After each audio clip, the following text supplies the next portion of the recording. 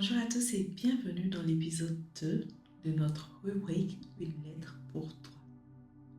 Cette lettre est pour toi qui sais exactement ce que tu veux, qui le voit, qui l'entend, qui y pense nuit et jour, mais qui n'ose pas encore franchir le pas. Ce qui est douloureux dans cette situation, ce n'est pas l'ignorance. Parce qu'entre nous, tu sais très bien ce que tu veux. Ce n'est pas non plus l'absence de rêve. Parce que le rêve, il est là. Il vit en toi. Par contre, c'est le fossé entre ce que tu veux et ce que tu fais aujourd'hui. Et ça peut ressembler parfois à une prison.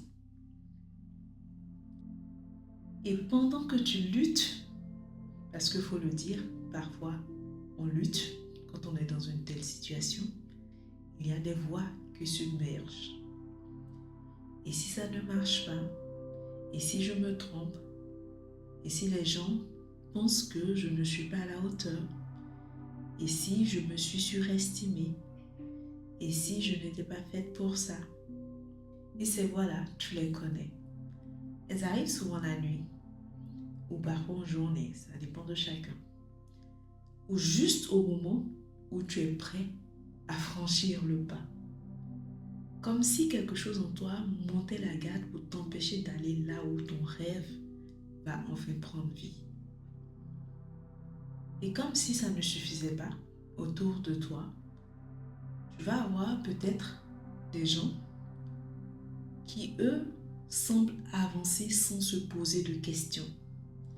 Des gens qui lancent des projets, qui tentent des aventures, qui osent faire des choses avec une certaine légèreté que tu n'arrives pas à comprendre.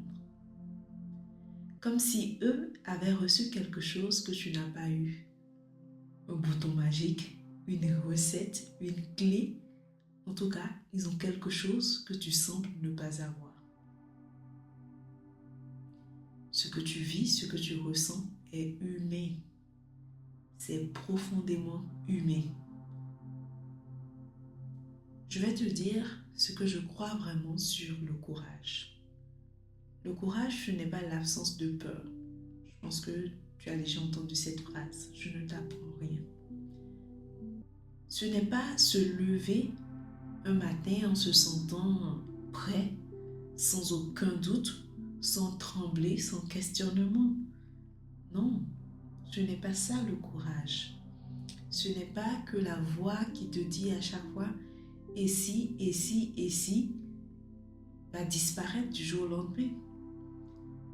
Le courage, le vrai courage, c'est faire malgré la peur. C'est faire avec cette peur qui t'anime.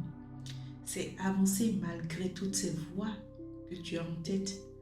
Pas après qu'elles se soient tues, parce que peut-être qu'elles ne se tairont jamais, mais elles vont s'estomper au fur et à mesure que tu vas avancer. Et aussi, il faut le savoir, c'est que les gens qui t'impressionnent par leur façon d'oser, la plupart ont peur. On a tous peur. On a tous eu ces questionnements que tu te poses avant d'oser des choses, avant de demander une augmentation de salaire, avant de se lancer dans l'entrepreneuriat, avant de faire ce voyage que tu n'osais jamais faire depuis longtemps.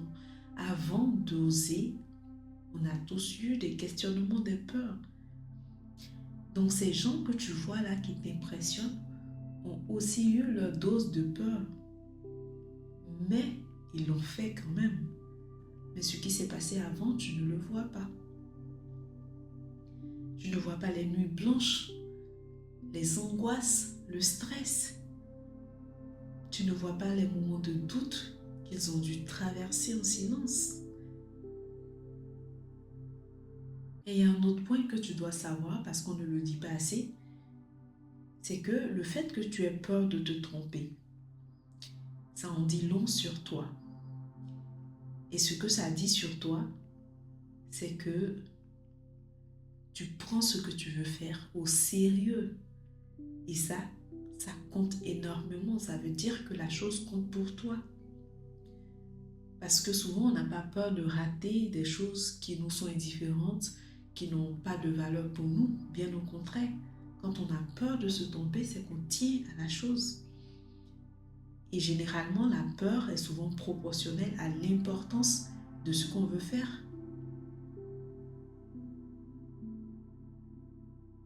Et quand on parle d'oser, c'est un thème sur lequel on doit se pencher parce que souvent il fait peur. Pourquoi? Parce qu'on nous a souvent présenté l'audace comme quelque chose de grand, un grand saut, une grande décision, un grand moment de notre vie. Mais ce n'est presque jamais ça au fait. Oser la plupart du temps, c'est petit. C'est envoyer ce message qu'on a écrit 20 fois. C'est lever la main dans une salle alors qu'on tremble, on a peur de parler en public. C'est publier ce contenu que tu as gardé en brouillon depuis des mois.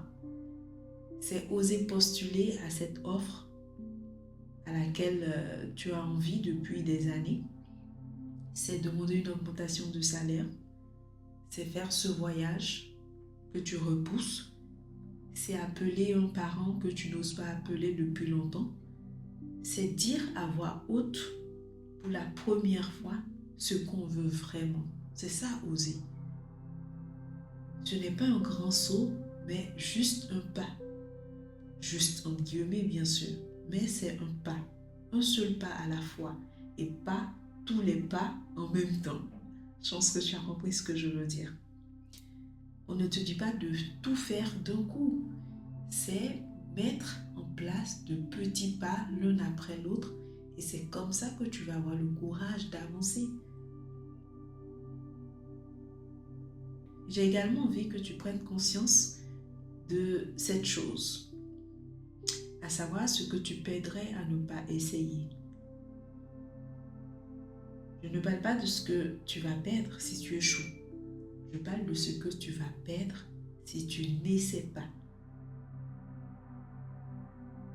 Et pense à cette version de toi qui, d'ici quelques années, va regarder en arrière. Je voudrais que cette version-là de toi soit en paix. Pas forcément victorieuse. La victoire, le succès, il est subjectif. Mais je veux que cette version de toi-là, dans le futur, qui regardera en arrière, soit en paix. En paix avec elle-même, en paix avec ses choix, en paix avec le fait d'avoir essayé. Et cette paix-là, elle commence maintenant, dans le prochain petit pas que tu feras en direction de ce que tu veux vraiment, en direction de ce rêve, de ce à quoi tu aspires fondamentalement. Aujourd'hui, j'ai envie de te donner la permission. Oui, la permission d'avoir peur et d'avancer quand même. La permission de ne pas te sentir prête et de commencer malgré tout. La permission d'avancer lentement, de faire les choses à ta façon, à ton rythme, sans ressembler à quelqu'un d'autre. La permission de te tromper. Parce que oui, une erreur faite en étant en mouvement dans l'action vaut 1000 fois plus qu'une perfection dans l'immobilisme. Tu sais, l'avantage que tu as, c'est que toi, tu sais ce que tu veux. Beaucoup de personnes avancent sans savoir ce qu'elles veulent. Parfois même, elles n'avancent pas du tout. Elles stagnent parce qu'elles ne savent pas ce qu'elles veulent. Et toi, tu le sais. Et ça, c'est déjà énorme. Le reste, à savoir comment, quand, par recommencer, ça va se découvrir en marchant, en avançant. Et donc, ose franchir ce pas que tu repousses depuis longtemps. Cette lettre était pour toi. Tu n'es pas seul.